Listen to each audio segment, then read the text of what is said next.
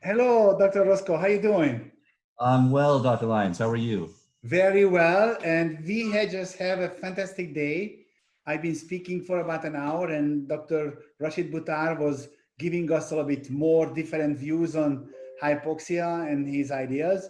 And now you are my very good friend, a special friend, a regular Cocoon user, a good doctor, and also a Cocoon therapist, which is mean we are very proud of it in United States, in Florida. So tell us a little bit about yourself and introduce yourself to the world of Cocoon. Oh, of course. It'd be my pleasure to. So I'm Dr. Jared Roscoe, and I have some slides on myself in my presentation, actually. It might go a little smoother if I can just pull the presentation up. How does Yes, that? it's no problem. Okay, Yes, beautifully. Fantastic. Big perfect. view. It's your turn. Okay, very good. So thank you so very much for having me. Let me say that first, Dr. Lyons. I'm thrilled to be here. And I had a blast last year. We were in London last year at the Royal Society of Medicine for the 8th annual Cocoon conference. And that was so much fun that I was absolutely thrilled to be back this year. So today we're going to dive into a little bit of something called silent hypoxia. And as you can see here, I refer to it as the real pandemic. So, I don't mean to ruffle anybody's feathers or kind of get too much into COVID-19 at all, but we're going to look at some science, we're going to look at some numbers and some statistics. And I think if I do my job properly, by the end of the presentation, you'll agree with me that there is actually something going on here, and it's a much bigger deal than a flu virus. So that being said, let's dive right in. Okay. So Yes. here, this is me. So I'm Dr. Roscoe. As Dr. Lyons said, I'm a doctor of chiropractic medicine. I graduated with research honors. I'm actually working on my second doctorate in medicine, so I'm soon to be a medical doctor. I'm currently in the middle of a research rotation with Johns Hopkins University.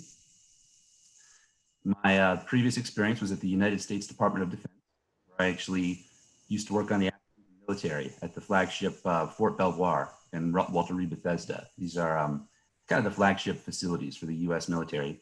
And I actually was fortunate enough to work on members of President Obama's cabinet. So, yeah, it was excellent. But I've practiced abroad in India, the Netherlands Antilles. I've got extensive training in functional and anti-aging medicine. And again, as Dr. Lyons said, I was fortunate enough to travel to Budapest, Hungary, where Dr. Lyons himself allowed me to sit in with him. And I basically I had to see it for myself. I had to see what this technology does for people. And it changed the course of my career. It really kind of opened my eyes to what's really going on in my patients. What is the big picture here? And so today, we're going to delve into that. I think I put together a really exciting presentation for everyone, and I think it's going to be some fun. So let's do it.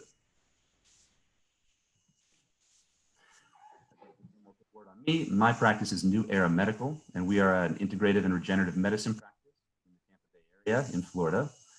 And not too dissimilar from Dr. Buttar, we do offer regenerative medicine, intravenous drips, of course, ozone therapy, which we're going to touch on, and just kind of cover the difference between Cocoon and ozone.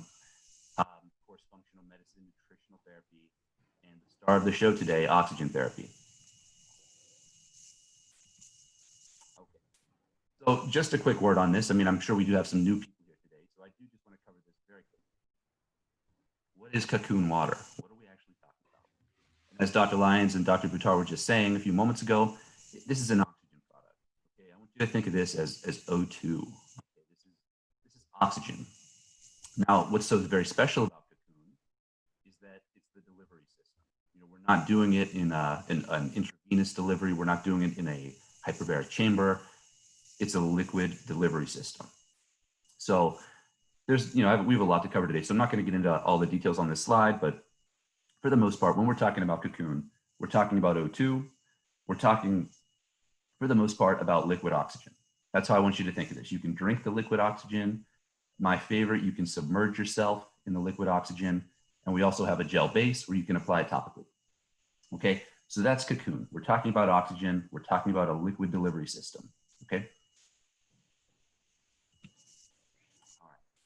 my favorite slides. So, how important is oxygen? Why are we talking about this? Why are we not talking about stem cell or intravenous vitamin C or, all the great research on various nutrients for cancer, et cetera, et cetera? Why should we be spending our time on a Saturday here to talk about oxygen? Okay. I want you to think about this here, okay? So, in medical school, it's very interesting.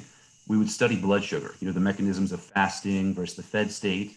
And I remember the studies for blood sugar analysis in the fasting state, the people in the clinical trials would go weeks without food.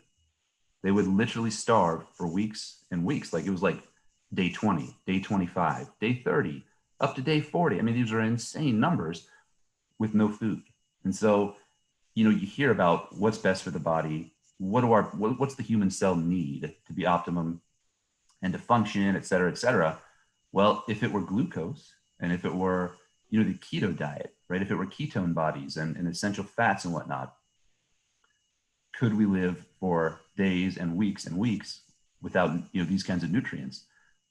I don't know, maybe not, but let's keep going here. So what about water? That's the other thing you hear. Oh, it's the element of life. It's water.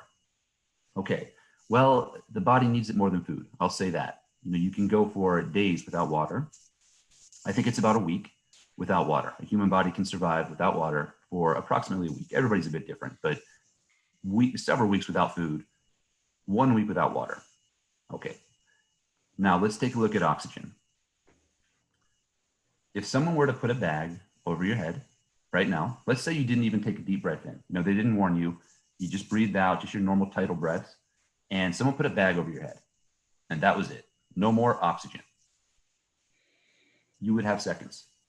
You would have seconds until that was incompatible with life. Okay. Now, the point being there, if that bag were over your head, would you want vitamin C?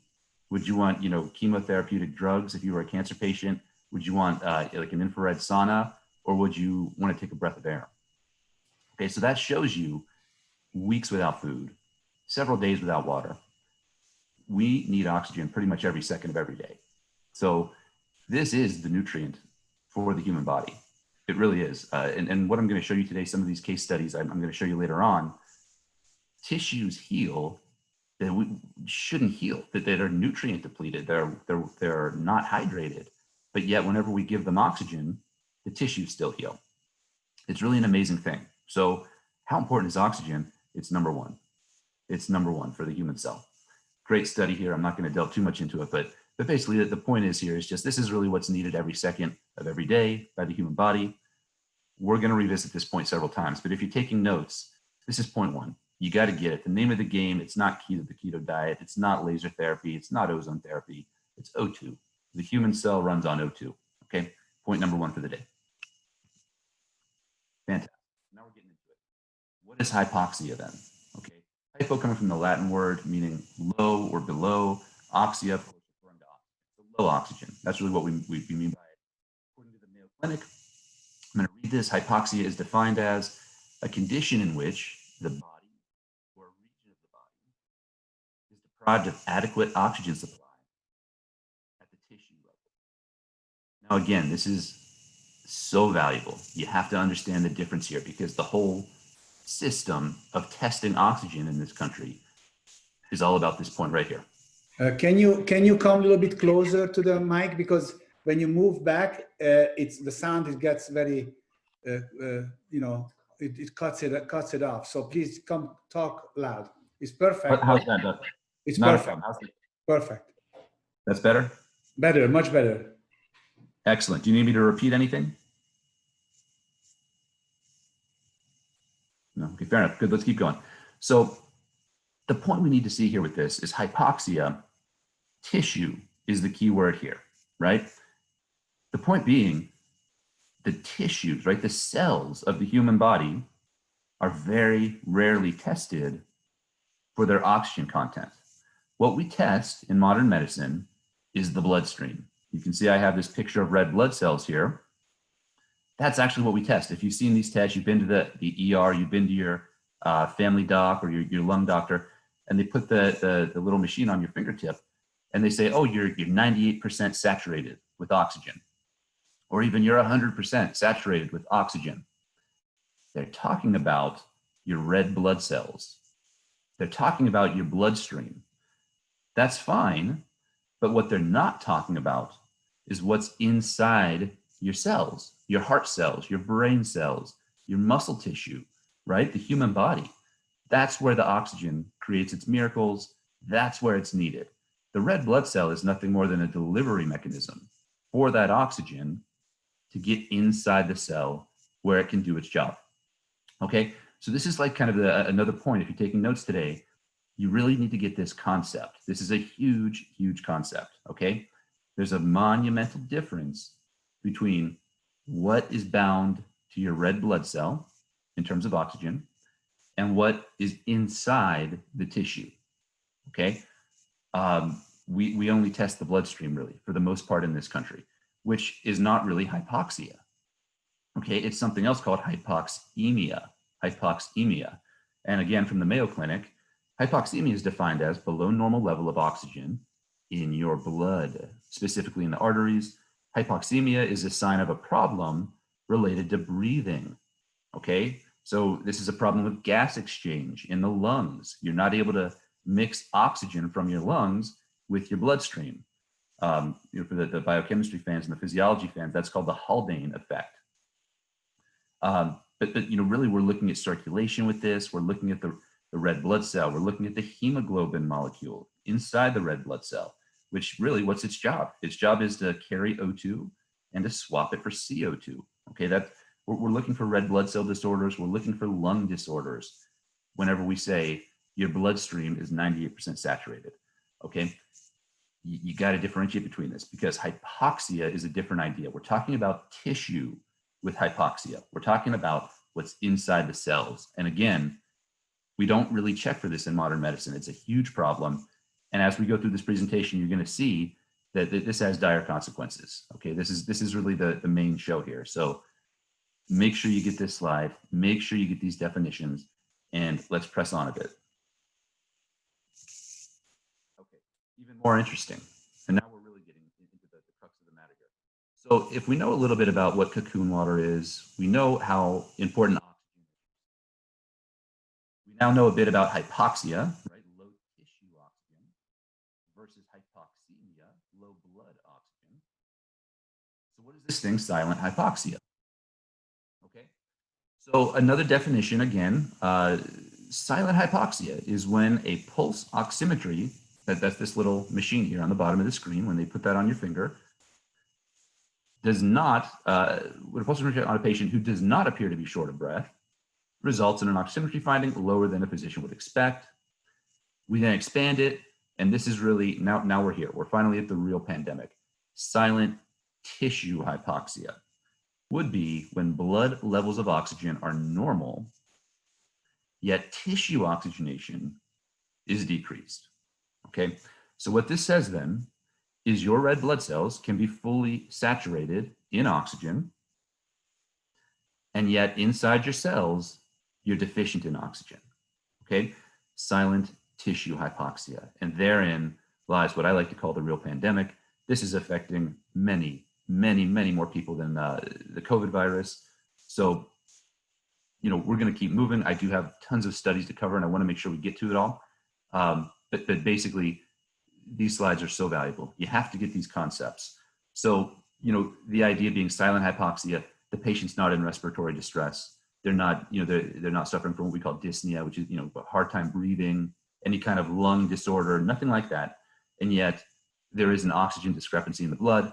Silent tissue hypoxia, even more prevalent, where basically the tissues are starved for oxygen, but the bloodstream is not. And that's really the mechanism of disease that we're going to look at today. So let's keep going here. Perfect. So if you've seen me speak before, I like to cover these statistics. I like to look at numbers and kind of explain why. Why are we looking at this? What's the how does this relate to what we're talking about here? Okay. So I know this is being broadcast to countries all over the world, but this is the United States. This is where the country I practice in. Here's the truth: it's a microcosm of the whole world. This is what people are suffering from pretty much everywhere. But let's just look at some numbers here. Okay, so in this country, According to the United States Department of Health and Human Services, over 10 million people are addicted to opioids. These are pain medications, okay? Even further, they mention 1 in 5 are in some form of chronic pain. So much so with these opioids that 130 die every day from these drugs. Okay, it's a pandemic. You know, it's a real issue. You hear a ton about this, or at least you did maybe last year before COVID. It was all over the news and this kind of stuff. You know, opioid epidemic, it's a crisis. What you didn't hear about was worse than that, was 1 in 4, according to the National Institute of Mental Health, which is over 25 million Americans, 134 dying every day from depression, and more specifically, suicide. You don't hear about this. You don't think about this. Suicide claims more lives than war, murder, and natural disasters combined, okay? And the vast majority of these patients are depressed. 1 in 4 classified by clinically diagnosable depression. Of course, we're going to cover that in a bit here and talk about what is really happening with these people. Okay, again, you don't hear about that. You don't even hear about this. Even more than that, 1 in 3 in this country have diabetes, metabolic syndrome. We call it syndrome X. It's the same thing, or take some form of, you know, the medications we hear every day: blood pressure medication, cholesterol medication, et cetera, et cetera. The CDC report, the Center for Disease Control, reports that over 34 million people have diabetes. Over 200 die daily from diabetes alone. Okay, these are major issues. And here's the kicker. Okay, this is my favorite. It's unbelievable that we don't hear about this every day of our lives. 1 in 2. This is according to investigators at the Cancer Research Center for UK. This is a British study. They reported in their findings that, this is a direct quote, "We can now forecast that a child born today has a 1 in 2 chance of developing cancer at some point in their lives." Okay, 1 in 2 are going to receive a cancer diagnosis. Kind of hard to believe, right? It makes the hair stand up on your arms. It's scary. We then just quickly talk about COVID-19. World Health Organization reports 14 million, some say 15 million cases with a near 99% survival rate. Okay, so we'll touch on this and how it relates to hypoxia, but what's the real pandemic here? You know, is it 14 million people, or, you know, do the math here. What, I mean, 34 million, 25 million, it's about what, 60 million with another, that's 70 million. You add in cancer, it's hundreds of millions of people here. It's unbelievable. And what we're going to do now is I'm going to show you what these diseases have to do with hypoxia. Here we are. So I call this slide the big picture slide. Again, if you're taking notes, this is one where you want to make sure you get what I'm saying. This is the big picture. So what does disease, or rather what does hypoxia have to do with chronic degenerative disease? Because that's what these really are, the big picture. So we do have a lot to cover. So I'm going to kind of zip through this, but do your very best to make sure you get the concept of what I'm saying. The big picture is going to go like this. Inflammation. That starts the cascade. What causes inflammation? Many things. Infections, toxins, gut health. I like this term, stealth viral pathogens. What's COVID-19 really? That's many other viruses. How about Lyme disease? How about biotoxin illnesses? What about 5G? What about nutrient deficiencies? Et cetera, et cetera, et cetera. Many causes, secondary causes of inflammation. Okay, what they're all going to do, and this is the common thread, they're all going to have this common meeting place of causing mitochondrial dysfunction. Okay, the mitochondria are these little things inside of our cells that produce energy. Don't get lost in the science, don't get confused. It's just a little thing within the human cell that produces energy. Okay, so they're very sensitive to inflammatory changes. So we're not necessarily talking about rolling your ankle. We're talking about chronic low-grade inflammation, which is pretty much everybody these days. That is step 1. Step 2 is mitochondrial dysfunction. Excellent study here. Mitochondrial dysfunction, a basic mechanism in inflammation-related diseases and how they, you know, their therapeutic remedies for it. But the point is, there's a glut of literature about how the inflammatory process shuts down the mitochondria. Okay, that's step 1. Decreased mitochondrial function is step 2. And the kicker, what you really need to get here, is when you don't have mitochondrial function, and this is it, you need to really understand this, the human cell cannot take oxygen out of the bloodstream. I'm going to say that again. When you don't have properly functioning mitochondria, the human cell is unable to take oxygen out of the bloodstream. Super quickly, I'll just touch on it in case I don't want to leave you with a big mystery. Basically, all that's happening is the mitochondria produces CO2. That's a waste product. It spits out CO2 as a waste product, and the red blood cell swaps. It takes the CO2 and spits off the O2, the oxygen. That can't happen if the mitochondria is dysfunctional. It doesn't produce CO2, and therefore the O2 fails to get inside the cell. We call that the, in the lung, it's the Haldane, in the tissue, it's the Bohr effect, B-O-H-R, if you want to look this up.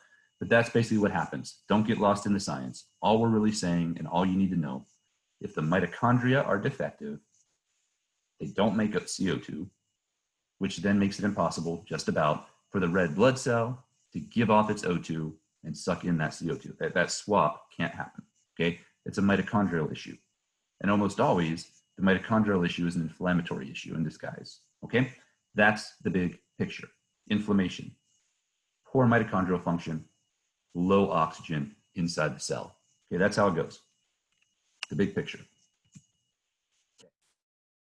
More interestingly here, so, intracellular or tissue hypoxia, so having low oxygen, now, we talked about that mechanism, the big picture mechanism. So having low oxygen inside the cell is prevalent and measurable. We can actually prove this in the 4 major conditions that I just mentioned, which is, as we said, tens and tens of millions of people. And of course, we're talking about chronic pain, depression, diabetes, and cancer. And we'll also touch on COVID here. Okay. So I don't have a tremendous amount of time, as I've said, so I'm going to go quickly through the studies, but what do you know? Chronic pain, tissue hypoxia in complex regional pain syndrome. A little quote from the study. Dr. Roscoe, please speak loud and don't move too much because your computer shuts off the sound sometimes. Can you, because you're sensitive on that, just speak louder and stay in one position. It will be fine. Okay, will do. Okay, then speak loud. Yep. Okay. Thank you. Thank you so much. Yes, you're welcome, Dr. Lyons. Okay. So let's take a look at chronic pain here. Little excerpt from this study. The authors conclude the tissue hypoxia is in fact a pain generator and a major factor in chronic pain syndromes. Tissue hypoxia, we just saw it in this study. Okay, we keep going. Here's another study. Ischemic pain test. This means low oxygen, low blood supply pain testing. Okay, well, what do the studies say here? They say that the study shows that pain tolerance occurred at uniform tissue oxygenation threshold. Okay, so without getting lost in the science here, hypoxia. Here it is. You got to get this again. Hypoxia, low oxygen in the tissues, is the primary determinant for sensing acute pain. These studies basically say pain is hypoxia. You got to get this. I mean, this is phenomenal data. Pain is hypoxia.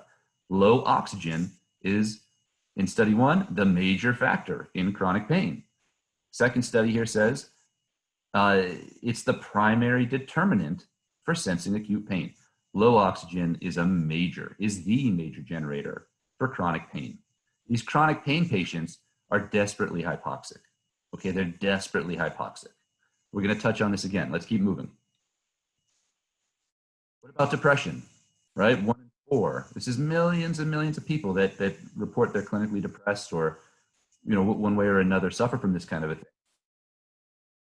So let's take a look at this. What's the research have to say about this? In this first study here, we're talking about mood disorders. The researchers talk about their data, and they mention that hypoxia absolutely influences the brain function in the mood disorder. Low oxygen in the brain equals mood disorder. Okay. Second study here. Again, remember the big picture. We're talking about inflammation, poor mitochondrial health, low oxygen in the cell. Okay, that's the big 3. You got to get that. So here they're talking about inflammation inside the brain.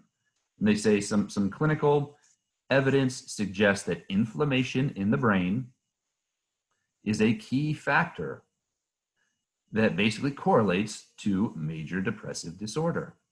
Depression is brain inflammation. If the cell is inflamed, its mitochondria don't work. If its mitochondria don't work, it cannot take oxygen in from the red blood cell. There's your mechanism. Brain inflammation equals hypoxia, equals pain. I mean, it's the science points very clearly at what's happening here. Just a quick another one here. Various degrees, this is effective hypoxic injury and mood disorders. Again, various degrees of improvements were found in, I believe they used hyperbaric oxygen, which is good. I'll mention this later about Kaqun therapy and why I think the liquid delivery system is superior. But in this study, we say basically the same thing. In this low oxygen model, basically the rate of cell death and what do they say here basically? Oxidative stress markers decrease greatly with hyperbaric oxygen. So again, depression points very, very clearly, research points very, very clearly that what we're talking about here is inflammation of the brain and low oxygen within the brain in these depressed and mood disorder patients.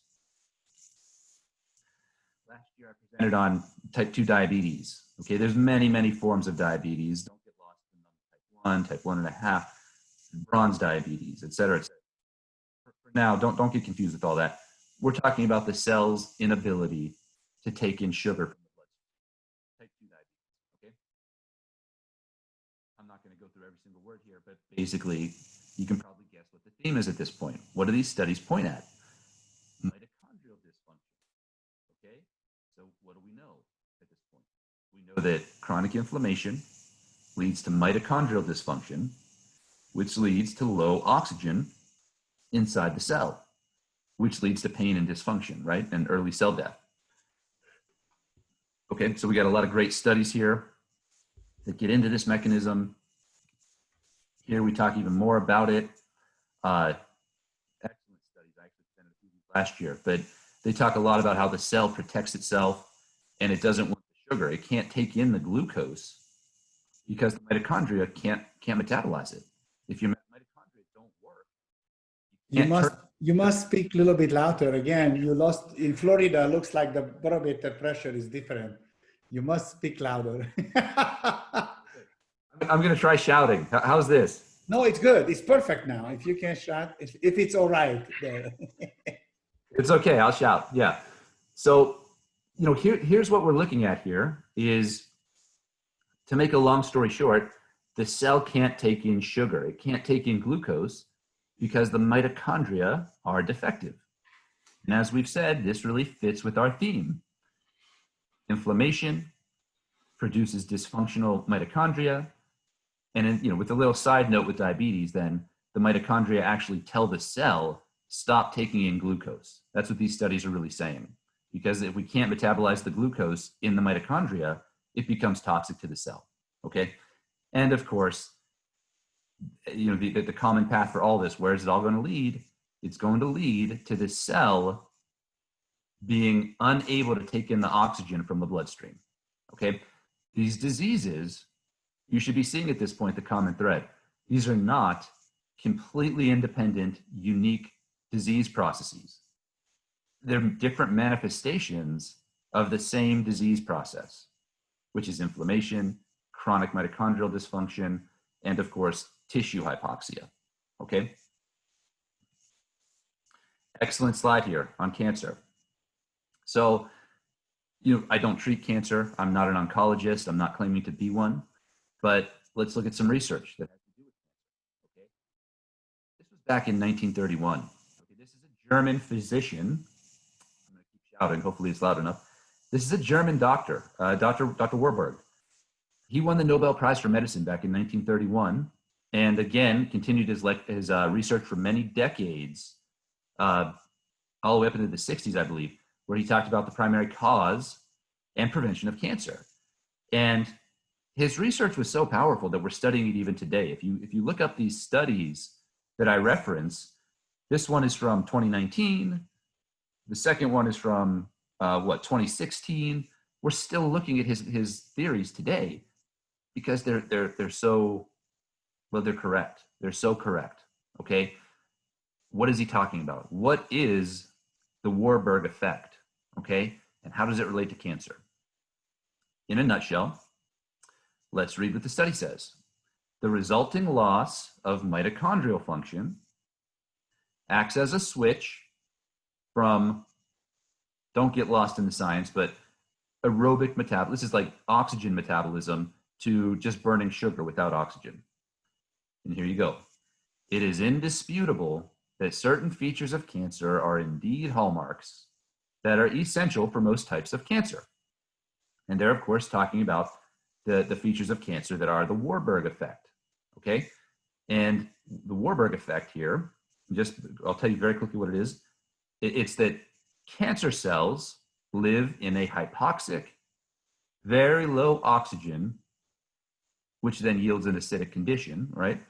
And they derive energy, and don't get lost in the science, but they derive energy from burning sugar without oxygen, okay?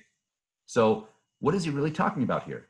It's the big picture. He's saying that you get a mitochondria that doesn't work, and that the cell loses its ability to suck in oxygen. And when you do that, you become very, very hypoxic, and that is indeed the switch for cancer. A hypoxic cell will turn into a cancer cell. That's a fact. He's proved that many, many times, and we've known this for nearly 100 years. This is not new science. In the 30s, his research in the 20s probably showed this. So to quote, here's another study they mention. Altogether, the Warburg effect is the central contributor to the cancer progression machinery. Okay, the big picture here with cancer is the Warburg effect, which is basically the big picture that I'm talking about. It's all on a spectrum. You see, a chronically inflamed patient turns into a mitochondrial dysfunction patient, turns into a low oxygen patient, which then turns into a diabetic, a cancer patient, a chronically depressed patient, a chronic pain patient. They're all on the spectrum. You really don't see too much of one without the other. I have many prostate cancer patients that also have diabetes. And guess what? They also have chronic pain. This is the mechanism. This is what's happening inside our patients. When you walk down the street and look at the people walking past you, this is what's happening inside their cells. It's incredibly common, okay? No one's testing for this, next to no one. Most docs don't even understand this concept, okay? Most of them forget the Bohr effect, as we talked about with the red blood cells and the oxygen and CO2. It's a shame. It's a shame. I can't understand why it is this way, but this is the way it is. This is the way it is. This mechanism is not broadly known like it should be. And I'm going to show you in a moment how powerful the results are when you start to treat these conditions using mitochondrial therapy, using oxygen therapy, getting rid of the chronic inflammation, okay? Quick slide on the SARS-CoV-2 virus, right? The Wuhan virus, COVID-19. Interesting, just because we just covered blood sugar, I'm just gonna quickly say this. The Spanish Federation of Internal Medicine, and we're wrapping up here very soon, guys. I know we're approaching our time here, but they just came out with this study, a brand new study, where they basically say the higher the patient's blood sugar, meaning out of range, the elevated blood sugar, the higher it is, the worse the COVID symptoms are. And we just said blood sugar being elevated means poor mitochondrial function, low oxygen within inside the cell. So the more hypoxic a patient is, the worse COVID hits them, okay? There's even a term called happy hypoxemia, because the patient, some patients get it in the lung and they get the lung inflammation, and sure, they need a ventilator. I'm sure that happens on a very small amount. The vast majority of COVID cases, that doesn't happen, and they do suffer from happy hypoxemia, which I'm just saying this because it's interesting here. I found this kind of fascinating. they call it happy hypoxemia, and it's baffling to physicians because here, this quick quote I'm going to cover. Patients with COVID-19 are described as exhibiting oxygen levels incompatible with life without dyspnea. Dyspnea is trouble breathing. So the doctors, it says the pairing of these two things, breathing normally, yet still having low oxygen, is called happy hypoxia.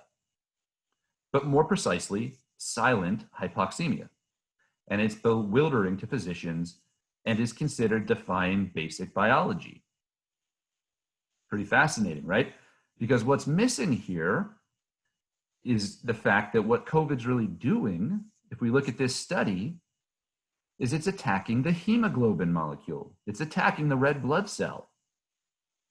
Sorry, I'm going to keep shouting here to make sure you can hear me. So remember, the red blood cell carries oxygen. Inside the red blood cell is hemoglobin, and hemoglobin carries oxygen. So hydroxychloroquine then protects the hemoglobin from COVID destroying the hemoglobin molecule, or really influencing its ability to bind oxygen, okay? Interesting, because hydroxychloroquine is a parasite drug. It's a malaria drug. And malaria, of course, affects the red blood cell. So hydroxychloroquine working for a virus is really bizarre. So a lot more I can say about this, but I know we're pressed for time. So let's move on. But just kind of interesting, because are these patients hypoxic? Absolutely. Absolutely. COVID-19 is a hypoxic disorder. No question. Look at the research here. Okay. So let's wrap this up, guys. The solution: find the source of the inflammation and correct it. I don't care if it's mold, biotoxin illness, Lyme disease, gluten intolerance, leaky gut, etc., etc. Find it, fix it. Supply an effective form of oxygen therapy, i.e. Cocoon Water, so you can re-oxygenate your cells and kickstart your mitochondrial function. And guess what? These processes begin to vanish. It's really quite amazing. I think we're a bit out of time. I'm not going to cover this, but these studies say what I've been saying all along: oxygen heals the mitochondria. Okay? You're going to jumpstart your mitochondria and reboot your metabolism with oxygen. It's incredible. Same thing. Sorry to rush through them. These are great studies. But basically, here we are, guys. Yeah, we're wrapping up here.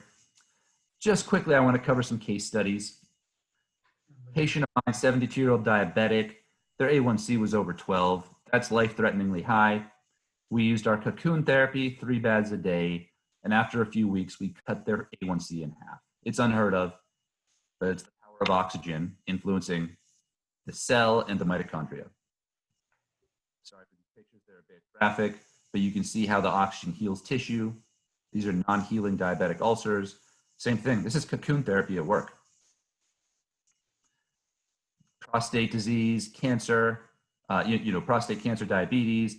3 months later, prostate is shrinking. The cancer is pretty much undetectable, and the A1C we've dropped into a near normal range. A Lyme disease patient. Her lips were numb, her arms were numb. Chronic fatigue, about 5 months. Using the drinking water, and no facial or upper extremity numbness, and full return of energy. She's a different girl now. Power of oxygen. Okay, this one was amazing. I thought he was going to die. His PSA was over 2,000. It should be 4, 2, or 3. So elevated. This is for the prostate. So prostate cancer all over his body. Drinking the Cocoon Water. 1 year later, he's still alive. Cancer's in remission. PSA levels are near normal. Ovarian cancer, same story, 8 months later, drinking the water, here we are, near normal levels with the cancer antigens and no sign on that. Again, this is another one, Lyme disease, debilitating seizures. 4 weeks I've been working with this patient, and again, they're doing drastically better with this mitochondrial inflammatory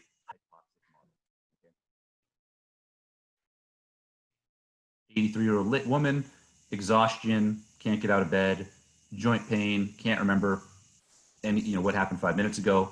After 2 weeks, almost back to normal. great energy, great memory, great personality changes. Again, the power of Kaqun, liquid delivery system, and oxygen in general.